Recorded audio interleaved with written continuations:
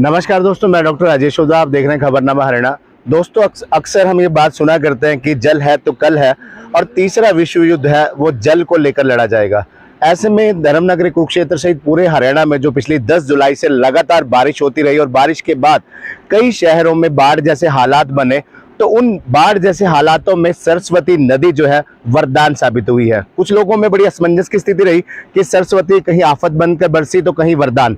हालांकि सरकारी नुमाइंदों ने स्पष्ट तौर पर कहा कि सरस्वती वरदान साबित हुई है। आज इस बात को साक्षात रूप देखने के लिए जब हम यहाँ पहुंचे तो आप देख सकते हैं कि गांव पिपली के अंदर, गांव बिहोली में ये जलाशय है, प्राकृतिक जलाशय है। और ऐसे कुरुक्षेत्र जिले में 3 प्राकृतिक जलाशय हैं, जहां एक जलाशय के भीतर जो आपको ये प्राकृतिक जलाशय नजर आ रहा है, इस प्राकृतिक जलाशय में सरस्वती नदी के माध्यम से जो बाढ़ आई थी, उस बाढ़ का एक टाइम में 8 करोड़ लीटर पानी जो है एक टाइम में इकट्ठा हो गया था, जो लगभग 6 दिन में यानी जमीन सोख लेती है। और सबसे बड़ी इसकी खास बात यह है कि डार्क जोन से जो है निजात मिलने का एक सबसे बढ़िया माध्यम है। हरियाणा सरस्वती हेरिटेज बोर्ड के जो वाइस चेयरमैन है धुम्मन सिंह किरमच लगातार पिछले 2 सालों से डार्क जोन से निजात दिलाने के लिए कुरुक्षेत्र को लगातार प्रयासरत हैं।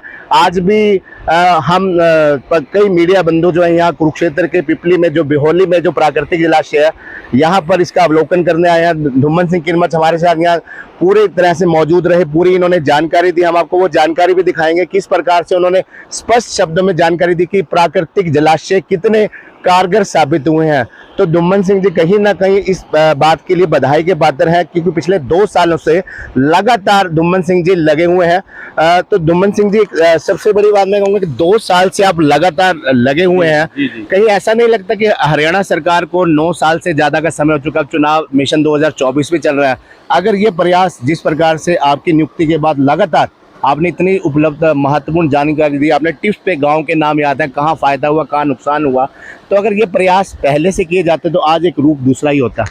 जी देखिए, सरकारें आती हैं, सरकारें प्रयास करती हैं। सरकार ने प्रयास किया तो जब सरस्वती बोर्ड बना जी। आज अगर हम यहाँ खड़े हैं, अगर आप सरकार अपनी सरकार से पहले अगर लोग पूछेंगे तो लोगों को ये भी नहीं पता था ये सरस्वती है। मैं तो इसलिए बड़ी उपलब्धि मानता हूं कि लोग, ये तो हमारी उपलब्धि ये भी है कि लोग इसको सरस्वती तो मानने लग गए। आपने हम सभी मीडिया के साथियों को एक बड़ी अच्छी जानकारी दी, पूरी विस्तार से बताया।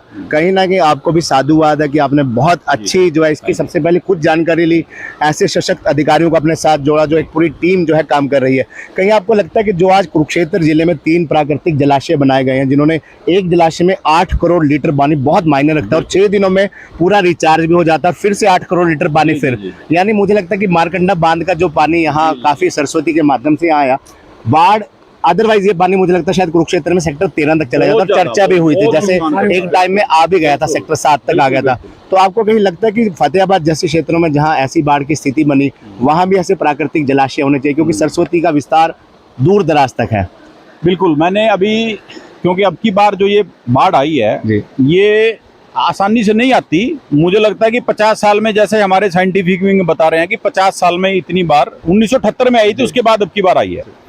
40,000 क्यूसिक कुरुक्षेत्र में SYL के पास मदनपुर गांव से मारकंडा टूटा, आगे पानी लेके आ गया। हमारी सरस्वती का पानी थोड़ा उसने स्लो कर दिया।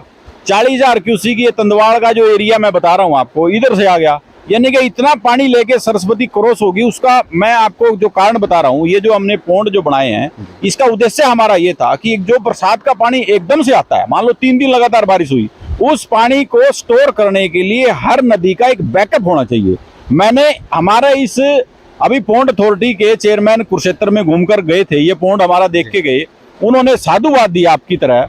उन्होंने कहा कि इस तरह के पौंड अगर सभी नदियों पे खुल हो जाएं, स्थापित हो जाएं, तो मैं गारंटी दे सकता हूं। मैंने अपने सरस्वती बोर्ड की ओर से अभी चिट्ठी भी लिखी है सरकार को कि हमारे इस क्षेत्र से, अगर मैं पैरेलल की बात करूं, इधर नीचे सरस्वती है, इससे ऊपर टांगरी है, उससे ऊपर मारकंडा है, उससे ऊपर गग्गर है, जो पंजाब का पानी भी लेकर आती है। 4 नदियां सरस्वती में मिलती हैं कैथल जिले में।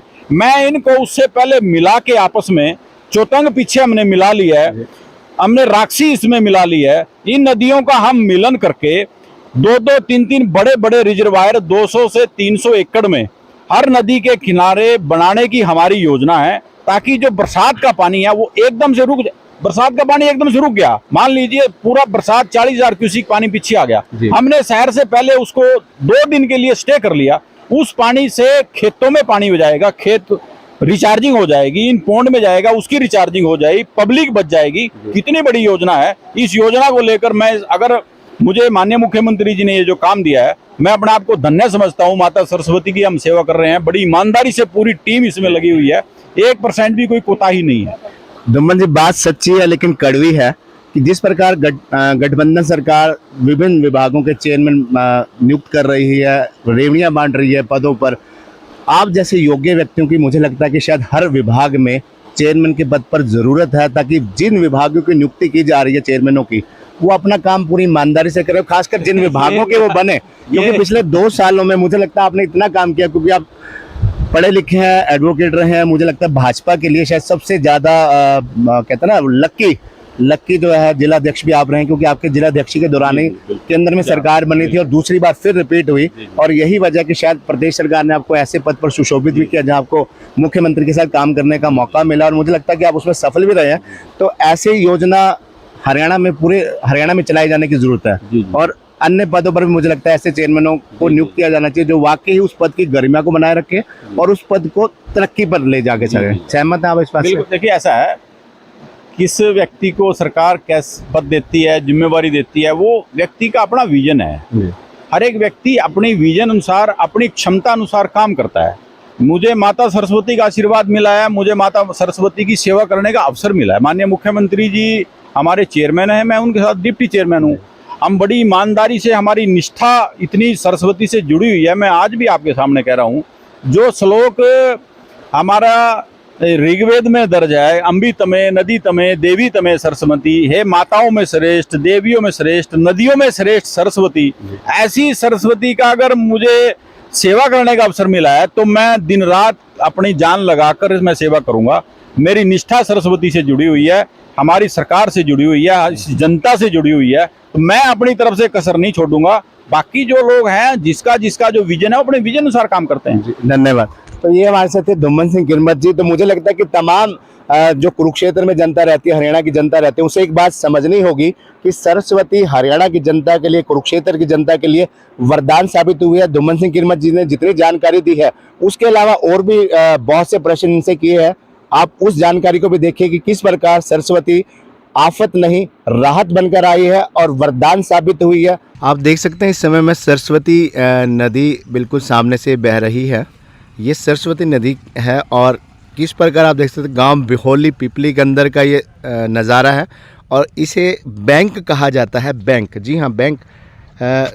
ग्रामीण भाषा में सरस्वती नदी पर जो एक कट लगाए गए हैं कि बैंक बनाया गया है, ताकि जब इसमें पानी ओवरफ्लो हो जाए, कहीं इसका पानी जो खेतों में ना चला जाए। आसपास जो खेत दिखाई दे रहे हैं, इसलिए ये बोरे लगाकर जो रोक लगाई गई, ताकि सरस्वती का पानी ओवरफ्लो होने के बाद इन खेतों में ना जाए। परंतु जब इन्हीं खेतों में पानी भर जाता है तो इन्हीं बोरों को हटा दिया जाता है। इस बैंक के माध्यम से वो पानी जो है सरस्वती नदी के अंदर आ सकता है। ये दृश्य आप देखकर अंदाज़ा लगा सकते हैं कि सरस्वती नदी कुरुक्षेत्र के लिए, हरियाणा के लिए वरदान साबित हुई है, ना कि आफत साबित हुई है। ऐसे में सरस्वती नदी जो है सही मायनों में मोक्षदायिनी, वरदानदायिनी साबित हुई है कुरुक्षेत्र के लिए।